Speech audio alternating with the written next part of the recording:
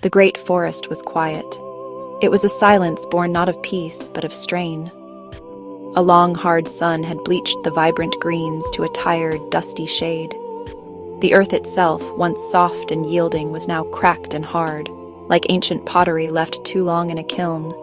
The mighty oaks stood tall, ancient pines stood tall, their boughs heavy, not with life, but with a profound weariness. Every leaf was curled at its edges, a small, desperate hand reaching for a drop of moisture that never came. The air was thick and heavy, holding the day's heat long after the sun had set, offering no relief to the waiting inhabitants. Beneath the canopy, the forest floor was a tapestry of brittle brown. Ferns that once unfurled were now crumpled. Patches of moss had turned to a pale, crusty yellow. Even the most resilient wildflowers had bowed their heads. A profound thirst had settled over everything. The animals felt the weight. A young deer stepped cautiously. The birds were mostly silent. Then something shifted. It was almost imperceptible at first. A subtle change in the quality of the air. The oppressive heat began to lose its sharp edge. A new scent started to weave through the dusty aroma. Petrichor. It was the scent of rain on dry ground. Leaves on the highest branches stirred.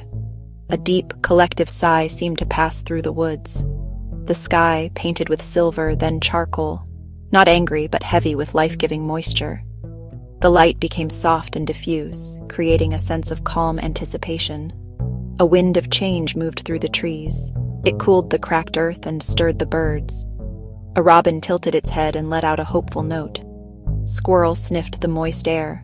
Rabbits emerged. A stirring of hope spread. And then it began. It was not a violent downpour, but a soft, gentle patter. One drop, then another, then a dozen more. Large, cool drops left dark, round spots on the dusty ground. A quiet drumbeat of rain, a rhythm the forest had longed to hear. The earth began to drink. Water soaked into the soil. The thirsty roots began to draw in the life-giving moisture. Ferns absorbed the water and began to uncurl. Mosses darkened to rich emerald, becoming soft and spongy again. Wildflowers lifted their faces. A slow, gentle revival spread across the understory. Little streams began to whisper again. Rivulets converged into trickles and bubbles. As the rain continued to fall, a new energy filled the woods. The plants stood taller and prouder. The oaks and maples glistened. They caught raindrops like tiny jewels before letting them fall to the thirsty ground. Wildflowers turned their faces upward.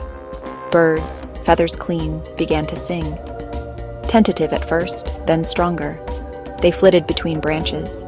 Deer stepped out, letting cool rain wash over them, calm and confident. Insects buzzed anew.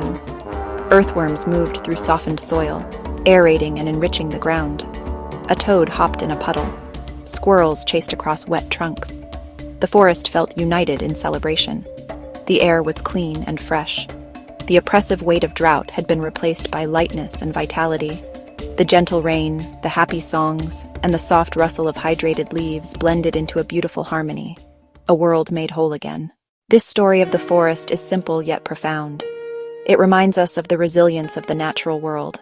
Nature heals, new shoots emerge. The forest did not give up. The trees, the flowers, the animals. They held on through difficult days, trusting the cycle would turn. They teach us patience. Even when things seem dry, change is possible. We can draw strength from this. In our own lives, we will face dry seasons. Remember the forest. Like parched earth, we too can heal. A journey of small, patient steps. Trust your inner resilience. Let the refreshed forest be your inspiration. Hope is not fragile. It is as resilient as an ancient tree. Good changes will come. The rain will always return. Believe in the promise of renewal.